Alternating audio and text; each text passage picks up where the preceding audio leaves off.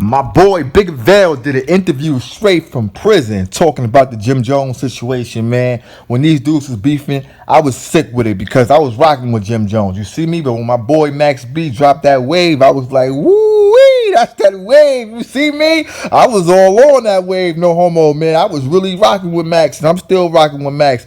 Any video you see me do, when we do casual ride-alongs, man, I'm banging that max speed, man. You smell me? No copyright though, you dig? But at the end of the day, when these guys was beefing, man, they really tore down boxing. It tore down hip hop. It tore down the music, and also inspired a lot of other rappers to come out and get their wave on too, man. Because Max was doing some different things, man. On his records that 50 was doing, Ja Rule was doing, but the way he mixed it in with his ad libs and things of this nature, man, it was just crazy. You see what I'm saying? I'm like, okay, now he opening doors for other people. But Max and Jim had a good chemistry together. I mean, it was really good, man. They both had the same type of mentality. They both come from Harlem, so you expect that. And the homie Jim Jones, man, the dude had a lot of good artists, Stack, Max, and he had dudes that was riding for him, man. He had the whole entourage, man. Whoever Stack was bringing to the table, whoever Max was bringing to the table, so the squad was deep. And I was like, yeah. So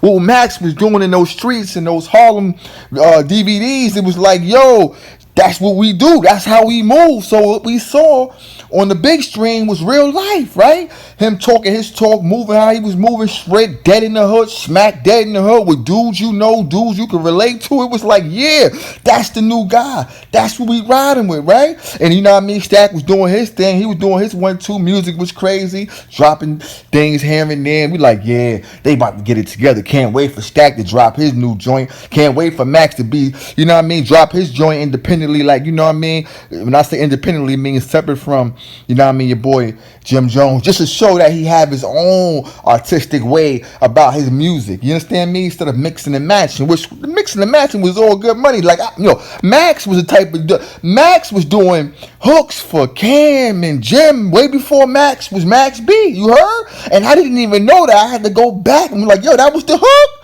That was the hook. That was my man. You dig what I'm saying? Like, the dude was a hook master, B. You understand what I'm talking about? But I'm gonna tell you right now.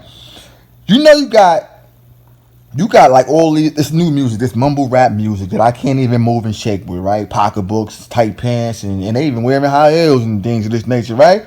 So it's hard for the MCs, the dudes that really spit, to get in the mix, because the people that be 2020 don't really want to hear knowledge. They don't want to really hear, real bars. They just want to hear some, nice little hook with a nice little, beat to go with it. And they moving and shaking with that. Like, I think it's all about being patient. I think it's about people not being patient, people being erratic and not wanting to listen to music. They just want to hear something, to get them by on a dance floor or in the car real quick, a beat. Because, truth be told, when, Nas was spitting, the Locks was spitting, a lot of dudes just listened to the beat, didn't really understand what they were saying because the beat kind of muffled the actual words. Or I believe most people just didn't care about the words and wanted the beat. So these young dudes just got the beat with a nice little hook and they moving and shaking. My point is, I think Max, out of all the artists that are not able to get their music through the industry right now, you understand me? Get their music played on the radio right now, it's because of the new wave, right? We know that. It ain't like 50 Cent ain't got that heat. I mean, 50 Cent dropped bombs. You smell what I'm saying? Like, 50 Cent never dropped a whack album, never dropped a weak single. But it's not about his music. It's about 2020 and this new age, and that's how hip-hop evolves and move forward. So I'm not even mad about that. I'm just making the point that it ain't like these older rappers is whack. Look at the Locks. You dig? They was doing their thing for a minute, a long minute, from Puffy. You dig what I'm saying? The shiny suits. They, after leaving Puffy, they didn't really make no real money, no real noise. Underground, we knew what they was talking. We knew they was the hottest. We knew it was shaking. But mainstream, it didn't go. Just wasn't doing it. These dudes should have been triple platinum. These dudes should be really living like they supposed to be living, coming from where they come from, putting the music out with the talent behind it. But that's just how music is. So it ain't about who these guys ain't got the skills. The people just don't want to hear it because they got this little ringy thing going on. But here's my point, right? But I'm telling you, Max B can move and shake in the mix of all these sissy boys. Yeah, he can move and shake between the pocketbook and the high heels. He can get right between there and drop that wave. You see what I'm saying? Get that wave popping. Get that real music out there and make it pop, because at the end of the day, he's just going to open doors for the artists. It doesn't even have to be the older artists, right? It just could be new artists that really got great music, and they can be back, and showcase their talent. You see what I'm saying? When we talking bars, when we talking grown men bars, when we talking, did y'all hear that Jadakiss grown men bars? You gotta go check that, man. He talking facts without talking about the street. You gotta go check it. At the end of the day, listen, you understand what I'm talking? Max B is going to be the guy that's going to bring music back. You understand what I'm saying? Because that wave was serious, B.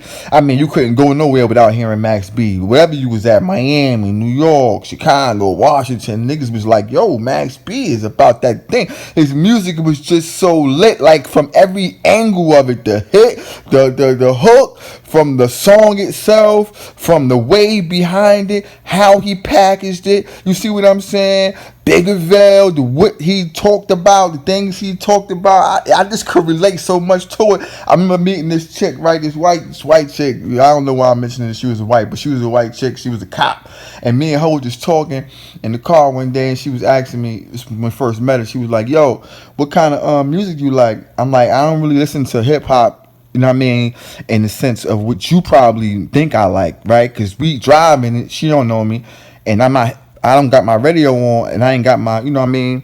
I ain't got no music popping. She's like, you don't listen to music? I'm not really big on music anyway. When I'm in my car, I'm listening to a YouTuber talking boxing. I'm listening to politics, which my daughter hate because we do like long drives, 3-4 hour drives. She's like, yo, Dad, turn off Fox, turn off CNN, put some music on. When I'm driving, I want to think, and I want something to stimulate me, to make me think better and just inform me on anything that's going on in the world. So I don't really want to hear music. Only time I listen to music, real talk, is if I'm drinking, you know what I mean? If I'm going to a club, you know what I mean? Or a lounge. Let me get that straight. I don't go to clubs. So a lounge. You smell me? Or if I'm having company, and you dig, and I'm getting prepared, you dig, get my liquor on, music popping, get dressed. So yeah, that's how I listen to music. But other than that, it'll be no music in my house. Period. Weeks and months without listening to music. But my point is, B, she was like, yeah, I was like, yeah, I told her Max B, that's my, she's like, Max B, who that? Like, she from Florida, she don't know that New York wave like that. I'm like, yeah, I put that Max B on her real quick for a bang. Put that, you know what I mean? You smell me? Put that on. I never want to go back in there. I never want to go back, never want to go back. Y'all know what I'm talking about, B. You smell me? But look, yeah, I put that on. She was bumping her head like, ooh, what's that? I like that. Oh, you gonna get this tonight? You gonna take it tonight? I'm like, yeah, you smell me? Like, real talk though. Put that Max on for real quick, and she liked it. And she wasn't liking it off the strength of me liking it, and she liked it me, so she was just gonna pretend not. She liked it because she told me music that she don't like. You smell me? What I'm trying to tell you is this, man. Max gonna bring that wave back, and that's gonna open the doors for real hip hop grown men bars. It's about to be back soon. My boy, get out of that thing. So free Max B, rock with your boy, subscribe to the channel. We talk about everything from boxing to politics to hip hop to everything black. You heard? Holla at me. Peace. What's good, man? I'm going to the Gas Monkey live, man. Barbershop, you a rat, you a coward, you a snitch, now motherfucker, here it is. Barbershop, you a rat, you a coward, you a snitch, now motherfucker, here it is. Have you ever felt? Are you listening? Damn.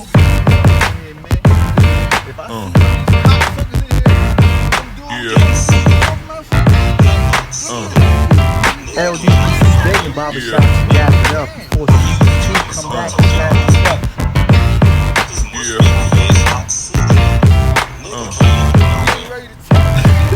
The LDC want to straight beat me down. Let them little niggas know that I'm waving the pan.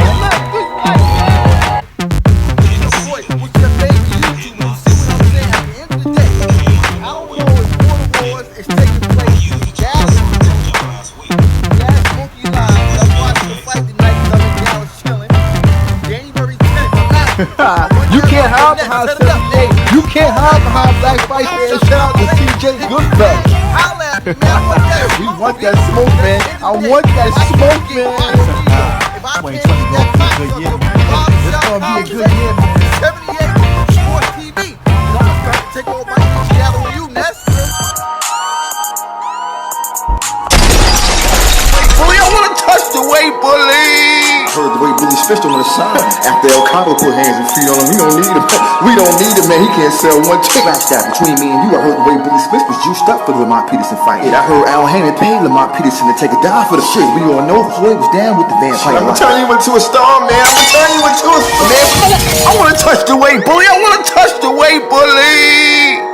See, you got the boxing conversation sucking niggas off at the fights, man. Sucking off Brown and sucking off the Charles and things like that, man. You want that type of interview? What would CBT bring to the table, man? CBT asks you tough questions. Yeah. CBT asks you testing, huh? CBT asks you when the next time you test, huh? Wait, Bully Smith. So I gotta ask when the last time you test for the WBC? When the last time you tested for any type of test you take gonna have to be when you go up against a real fighter, huh? When you go up against an A-level opponent, huh? When a guy like got a jab and that guy like can move his feet, fucking around, throw out that lazy ass jab and get put to sleep. He can get in the ring with CBT and watch me work and shit. Watch me put hands in free. I'ma do it, man. The weight bully in there? We gonna go ahead and touch here, bro. Say what? He's not here no more. He ain't here no more? No He more. left the gym? don't Oh, you know. know who I am then? Yes, I know, I CBT, know man. you, man. You rocking with your boy y'all like me in CBT, man. Bully, I wanna touch the weight, bully. Fresh P.